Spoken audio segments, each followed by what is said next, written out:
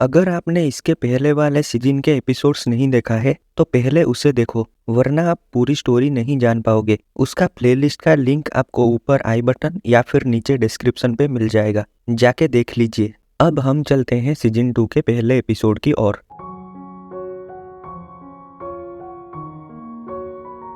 Starting में हम बडी को देखते हैं।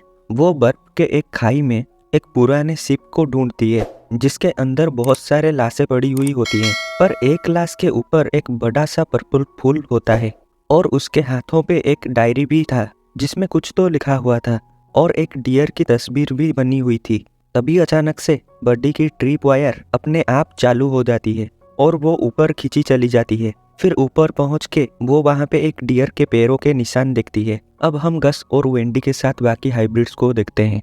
वो सब जू के पंप हाउस में कैद होते हैं। लास्ट मैन उन्हें खाने में चॉकलेट्स देते थे। फिर वेंडी गस को एक एक करके बाकी सारे हाइब्रिड्स से मिलवाती है और तभी उन सबको रॉय की याद आती है। रॉय एक कमीलियन हाइब्रिड था जिसको पिछले सीजन में हमने देखा था। आदित्य के कहने पे लास्ट मैन गस के बदले रॉय को टेस्टिंग के लिए ले गए थे। अब हम रानी को देखते हैं जिसको आदित्य एंटीडोट लगाता है और ये एंटीडोट उसने रॉय के बॉडी से बने सीक्रेट सॉस से बनाया था। फिर आबर्ट आदित्य से मिलने आता है और वो आदित्य से बचे हुए एंटीडोट्स ले जाता है ताकि वो उससे जल्दी अपना काम करवा सके। फिर वो कुछ दिनों के लिए कहीं बाहर जाता है और उसके गैर मौजूदगी में जॉनी वहाँ का इंचार्ज होता है। फिर हम हाइब्रिड्स को देखते हैं जो कि काफी परेशान होते हैं। फिर वो सब सोचते हैं कि अगर वो किसी तरह रेडियो तक पहुँच पाए तो वो सब अपनी मॉम यानी कि एमी को कांटेक्ट कर पाएंगे। फिर एमी आके उन्हें बचा लेगी, पर उसके लिए उन्हें वहाँ से बाहर निकलना पड़ेगा। तो वो पंप हाउस का चाबी लाने के लिए बॉबी को भेजते हैं क्योंकि बॉबी जमीन में गड्ढा बना के जा सकता था। फिर बॉबी सबके नजरों से बचते हुए किसी तरह वो चाबी ले आता है। फिर वो सब मिलके उस पंप हाउस के दरवाजे को खोल देते हैं। अब गस और वेंडी रेडियो रूम पे जाने के लिए निकल पड़ते हैं।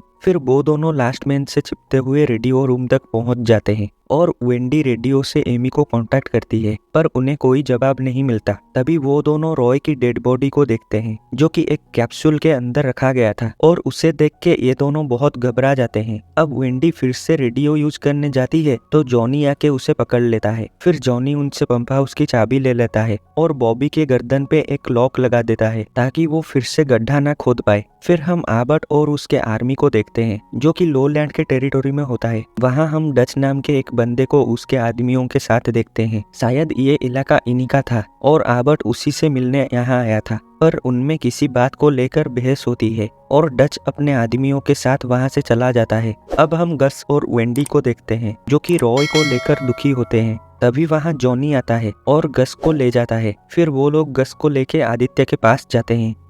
पहले तो गस आदित्य को देख के घबराया हुआ होता है, पर जब आदित्य उससे कहता है कि वो उन सबको चोट नहीं पहुंचाना चाहता है, ये सब वो मजबूरी में कर रहा है, पर अगर गस उसकी मदद करे तो वो बिना किसी को चोट पहुंचाए काम कर सकता है। ये बात सुन के गस उस पर भरोसा करके उसके सवालों का जवाब देता है। फिर गस आदित्य को बताता है कि उसके बाबा मर चुके हैं, पर वो उसके बाबा से अभी भी बात कर सकता है उन पर्पल फूलों के मदद से। फिर लास्ट मैन गस को बाकी हाइब्रिड्स के पास छोड़ देते हैं। गस को सही सलामत देख के बाकी सब हाइब्रिड्स खुश हो जाते हैं। अब हम बेकी यानी कि बियर को देखते हैं। वो रेडियो पे बडी से बात कर रही थी और उसको गस के बारे में बताती है। फिर बडी बेकी से कहती है कि घर पे सैडी ग्रो नाम से एक कैसेट होगा जिसमें वो गस के लिए कुछ मैसेज छोड़ के गई थी। फिर वो बेकी को वहाँ से जल्दी निकल जाने को कहती है क्योंकि बेकी जिस रेडियो पे बात कर रही थी उसमें एक ट्रैकर लगा हुआ था जो कि रेडियो के ऑन होने पर एक्टिव हो जाता है। अब बेकी जूडी के साथ मिलके उस कैसेट को ढूंढती है और उसे वो कैसेट मिल भी जाती है,